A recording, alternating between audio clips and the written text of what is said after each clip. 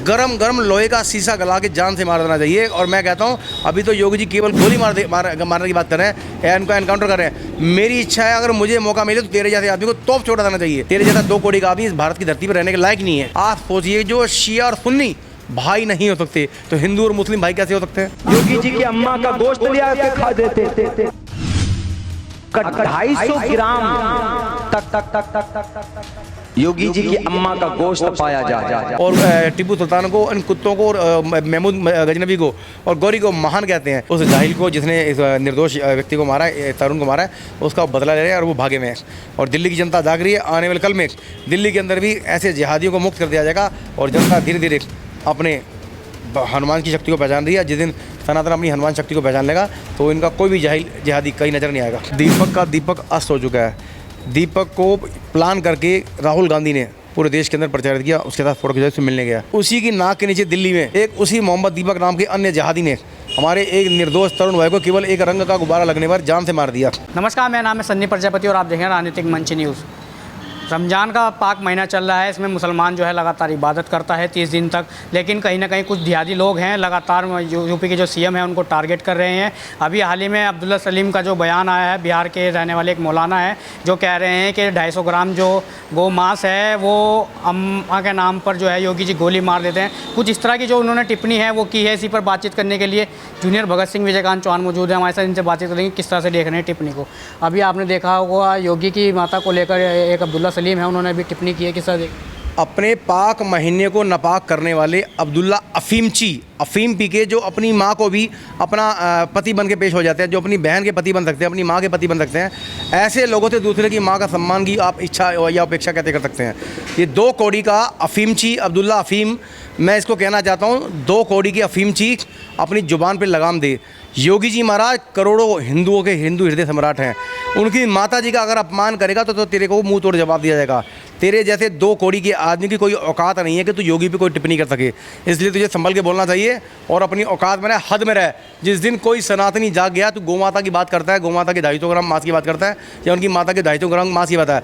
वेदों में लिखा गया है जो गाय के ऊपर अत्याचार करे, जुर्म करे, गाय को टच भी करे, गाय को परेशान करे, इसके दिल को दुखाए, तो ऐसे आदमी के कान में गरम गरम लोहे का शीशा गला के जान से मार देना चाहिए। और मैं कहता हूँ अभी तो योगी जी केवल गोली मारने की बात कर रहे हैं या इनको एनकाउंटर कर रहे हैं। मेरी इच्छा है अगर मुझे मौका मिले तो तेरे जैसे आदमी को तोप छोड़ा देना चाहिए जो भारत के अंदर ऐसे एक राष्ट्रवादी हिंदू हृदय सम्राट की माता का अपमान करता है। तेरे को जीने का कोई अधिकार नहीं है। तू इस पाक महीने के अंदर इस महीने को नापाक कर रहा है और तमाम और अन्य लोगों को बदनाम कर रहा है। तेरे जैसा 2 करोड़ का आदमी इस भारत की धरती पर रहने के लायक नहीं है।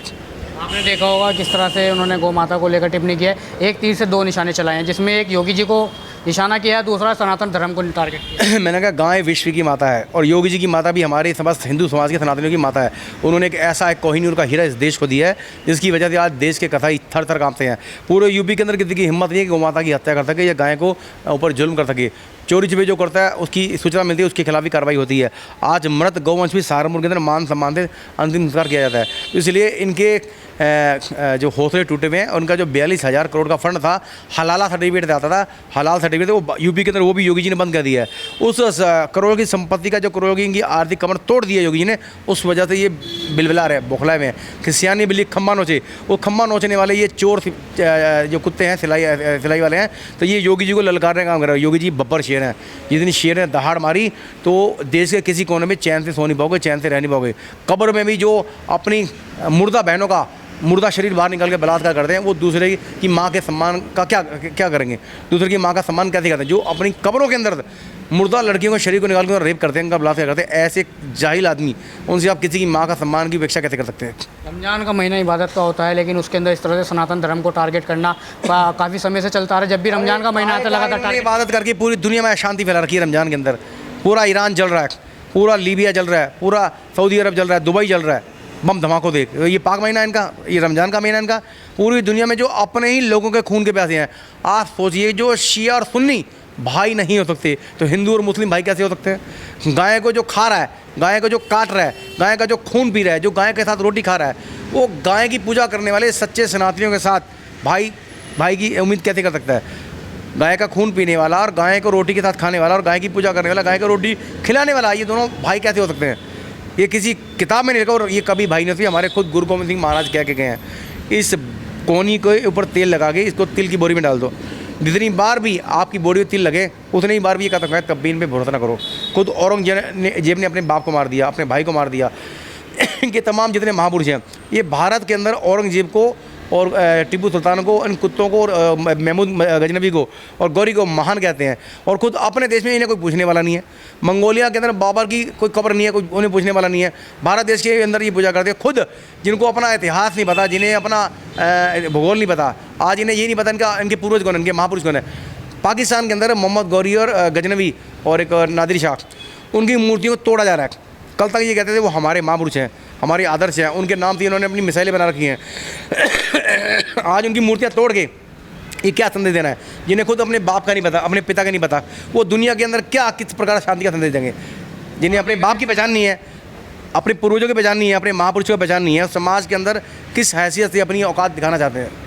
अब सनातन को तो टारगेट कर दिया है। अब सनातन के लोग किस तरह से दबा सनातन अनंत है, अमर है। सनातन के लोग अभी अहिंसावादी तरीके से योगी और मोदी पर पूर्ण आस्था रखते हुए कानून के और संविधान के दायरे में रह के इनको हर बात का जवाब दे रहे हैं और इनके सैकड़ों हज़ारों लोग जेल की सलाखों में सड़ रहे हैं। लेकिन कुछ अभी भी जो नाजायज़ औलादें हैं इन जाहिलों की, वो नाजायज़ औलादें अब भी सर उठा के फन फनाने का प्रयास कर रही हैं। उनके फ़नों को कुचला जाएगा, प्रशासन कुचले, संविधान कुचले, कानून कुचले, या कोई सन की किसी दिन सनक गया सनातनी वो इनके घर में घुस के इनको सबक सिखा देगा। मुस्लिम तो कहते हैं पाक महीने में हम एक चींटी तक नहीं मारते, लेकिन वहीं उत्तम नगर के अंदर एक लड़के की हत्या कर दी गई। पाक महीने में जो मांस खाते हैं, पाक महीने में जो बम विस्फोट करते हैं, पाक महीने में जो बुर्का ना पहनने में अपनी ही मुस्लिम लड़कियों को बलात्कार करते हैं, वो भला कहाँ पाक की बात कर सकते हैं। आपके सामने पूरी दुनिया जानती है कि इसी पाक महीने के अंदर ये सैकड़ों हज़ारों बहनों का बलात्कार करते हैं। बुर्का ना पहने पे उनका रेप करते हैं। बुर्का हिजाब सही से सेटिंग ना होने तब भी रेप कर देते हैं उनका। तो इनसे आप पाक होने की उम्मीद कैसे कर सकते हैं। उत्तम नगर में आपने देखा गुब्बारा फेंकने को लेकर उसके बाद उसकी हत्या कर दी गई। जवाब उत्तम नगर का जवाब वहाँ की जनता दे रही है। वहाँ के पहले जो दलित हिंदू भाई हैं वो कट्टर हिंदुस्तानी हैं, क्षत्रिय हैं, और मुझे गर्व है कि उन्होंने घर में घुस के उस जाहिल को, जिसने इस निर्दोष व्यक्ति को मारा है, तरुण को मारा है, उसका बदला ले रहे हैं और वो भागे में है। और दिल्ली की जनता जाग रही है। आने वाले कल में दिल्ली के अंदर भी ऐसे जिहादियों को मुक्त कर दिया जाएगा और जनता धीरे धीरे अपने हनुमान की शक्ति को पहचान रही है। जिस दिन सनातन अपनी हनुमान शक्ति को पहचान लेगा तो इनका कोई भी जाहिल जिहादी कहीं नज़र नहीं आएगा। कहीं ना कहीं दिल्ली सरकार पर बड़े सवाल उठ रहे हैं। यही सरकार उत्तर प्रदेश के अंदर है, यहाँ पर ऑन द स्पॉट फैसला होता है। अभी संजीव मास्टरवी का गला काटा, उसके बाद ऑन द स्पॉट गोली मार दी गई, लेकिन अभी तक दिल्ली के अंदर दिल्ली की परिस्थिति में और यहाँ की परिस्थिति में ज़मीन आसमान का अंतर है। वहाँ की जो आबादी है मिली जुली है, कोई कहाँ का कोई कहाँ का, किसी का आपस में मेल नहीं है। जहाँ ये हादसा है वहाँ के लोग थोड़े इकट्ठे हैं, क्योंकि वहाँ एक ही बिरादरी के, एक ही परिवार के और एक सनातनी सारे इकट्ठे रहते हैं। एक रहेंगे तो सेफ रहेंगे, बटेंगे तो कटेंगे। ये कंडीशन वहाँ पर लागू आपको दिख रही है। जो इकट्ठे थे उन्होंने मुँह तो जवाब दिया है। और जिन इलाकों में सैकड़ों लोग रहते हैं, वहाँ 20 मुसलमान हैं, बाकी 80 लोग कोई बिहार से, कोई चंडीगढ़ से, कोई पंजाब से, कोई मुंबई से, कोई कलकत्ता से, वो एक दूसरे को जानते भी नहीं है। ऐसे लोगों को अकेले लेकर घेर के मार रहे हैं। देखिए, अपने हिंदू समाज के लोग हैं, वो भाईचारे की मिसाल पेश कर रहे हैं। मोहम्मद दीपक बन गए, लेकिन जब वहाँ पर उस लड़के को मारा गया तो वहाँ पर कोई भी मोहम्मद से कोई हिंदू नहीं बन पाया। दीपक का दीपक अस्त हो चुका है। दीपक को प्लान करके राहुल गांधी ने पूरे देश के अंदर प्रचारित किया, उसके साथ फोटो खिंचाई से मिलने गया, और अब उसी की नाक के नीचे दिल्ली में एक उसी मोहम्मद दीपक नाम के अन्य जहादी ने हमारे एक निर्दोष तरुण भाई को केवल एक रंग का गुब्बारा लगने पर जान से मार दिया। तो ये संदेश है सनातनियों के लिए। ये जितने भी जाहिल कम्युनिस्ट हैं, अन्य जो विपक्षी हैं, जो भारत विरोधी हैं, अन्य पार्टियां हैं, ये सारी सनातन विरोधी हैं। केवल हिंदुओं का ये नरसंहार देखना चाहती हैं, हिंदुओं को मरवाना चाहती हैं, हिंदुओं को भारत से मुक्त चाहती हैं। तो ऐसे लोगों को चेहरे बेनकाब हो चुके हैं। इनका सामाजिक बहिष्कार होना चाहिए, इनको मुँह तोड़ जवाब देना चाहिए। और दिल्ली की जनता को इस बार प्रचंड बहुमत से मोदी को फिर से बहुमत ला के इनके राजनीतिक सूर्यास्त की घोषणा कर देनी चाहिए। देखिए, कहीं भी अगर कोई ब्राह्मण का या ठाकुर का कोई विवाद होता है दलित के ऊपर, तो वहाँ पर चंद्रशेखर पहुँच जाते हैं। लेकिन जो तरुण है दिल्ली के अंदर, उत्तम नगर के अंदर, लेकिन वहाँ पर चंद्रशेखर का भी तक कोई का उसका असली नाम भी चंद्रशेखर नहीं है। ये जब सहारनपुर से पैदा हुआ था, इसने खुद ही अपना गढ़कोली में जो बोर्ड लगा था, द ग्रेट चमार, खुद ही इसने बोर्ड लगाया और खुद ही इसी बोर्ड को तोड़ दिया। अपने आप को खुद ही बोर्ड तोड़ के प्रसारित करने वाला डीप स्टेट का मोहरा बन के, कांग्रेस का मोहरा बन के, अन्य जितनी भारत विरोधी शक्तियाँ, चाइना या पाकिस्तान, उनका मोहरा बन गए। ये भारत के अंदर बंटवारे की राजनीति कर रहा है, हिंदुओं को बांटने का काम कर रहा है। ये जो चुनाव जीता है वहाँ पे नगीना से, वहाँ पे इमरान मसूद ने से मुस्लिम वोट दिलाए और सहारनपुर से इसने दलित भाइयों को वोट दिलवाए। इसलिए दोनों का ये गठबंधन है।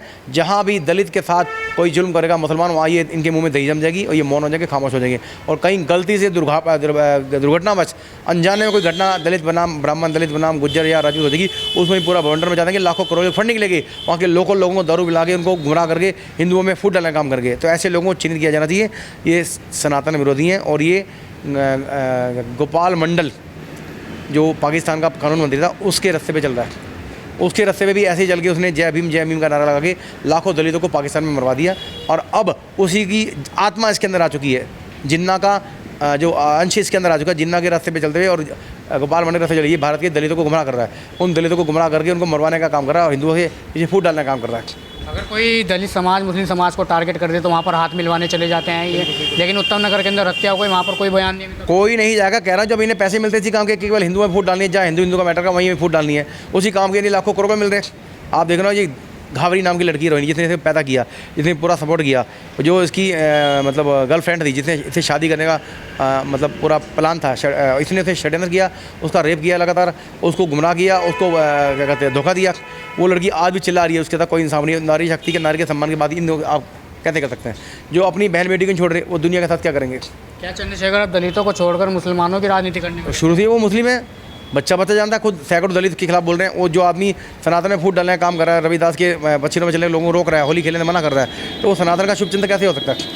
इसका नार्को डैश होना चाहिए, पता चले इसको पैसे कहाँ से मिल रहे हैं। अभी दिल्ली में एक मुस्लिम कार्यक्रम में केवल जय भीम इसने बोल दिया था, तो उन्होंने सारे मुस्लिमों ने इसकी बेइज्जती करी, गालियाँ दी दुनिया भरी, उन्हें भगाए से। तो ये तो उनकी गालियाँ खा के उनके पीछे पड़ रहेगा, क्योंकि पैसे मिलते हैं वहाँ से, सारा खेल पैसे का, फंडिंग का सारा खेल।